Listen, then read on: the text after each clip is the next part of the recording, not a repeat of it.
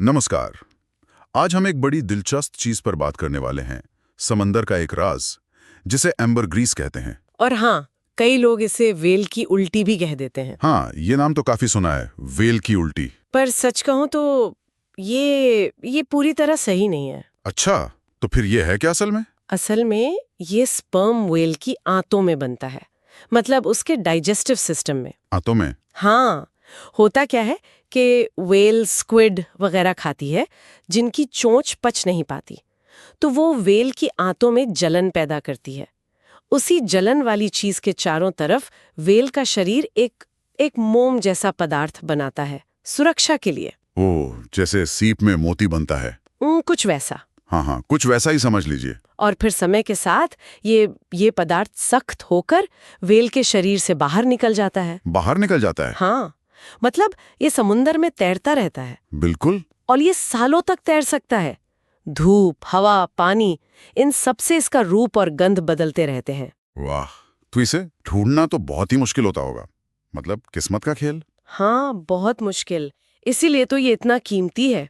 इसकी दुर्लभता ही इसका सबसे बड़ा कारण है कीमत का। कीमत? हाँ, मैंने सुना है बहुत महंगा होता है। कितना कितना महंगा हो सकता है ये? इसकी कीमत सुनकर आप चौंक जाएंगे। कुछ अच्छी क्वालिटी का एम्बरग्रीस 20 लाख रुपए से लेकर 1 करोड़ रुपए प्रति किलो तक जा सकता है। 1 करोड़ प्रति किलो? कमाल है। इतना महंगा क्यों?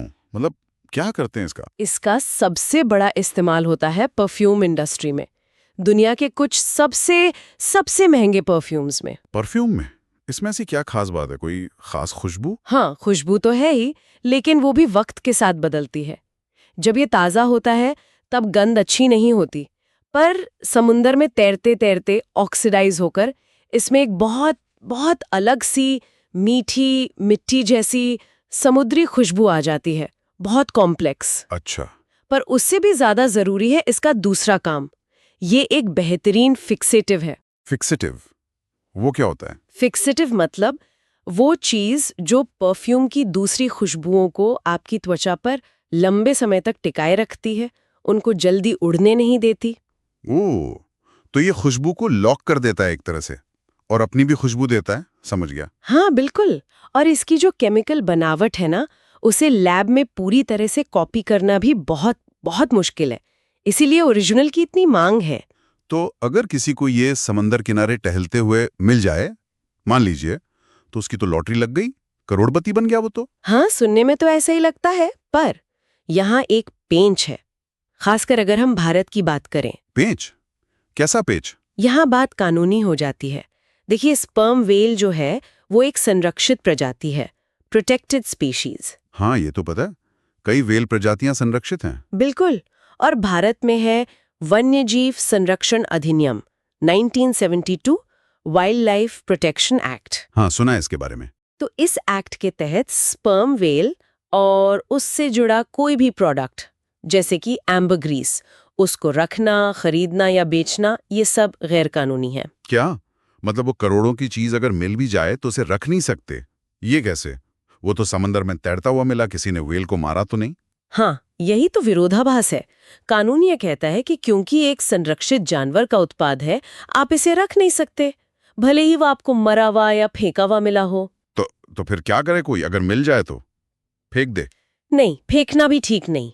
सही तरीका ये है कि फौरन वन विभाग यानी फॉरेस्ट डिपार्टमेंट या फिर लोकल पुलिस को खबर की जाए और उसे सौंप दिया जाए। अरे बाप रे, मतलब खजाना हाथ लग के भी हाथ से गया समझो, और ऊपर से कानूनी झंझट का डर अलग। बिल्कुल, ये स्थिति बड़ी अजीब है। एक तरफ प्रकृति का दिया एक अनमोल तोहफा है, दूसरी तरफ हमारे बनाए कानून है जो उसे रखने से रोकते हैं। ये तो वाकई सोचने वाली बात है।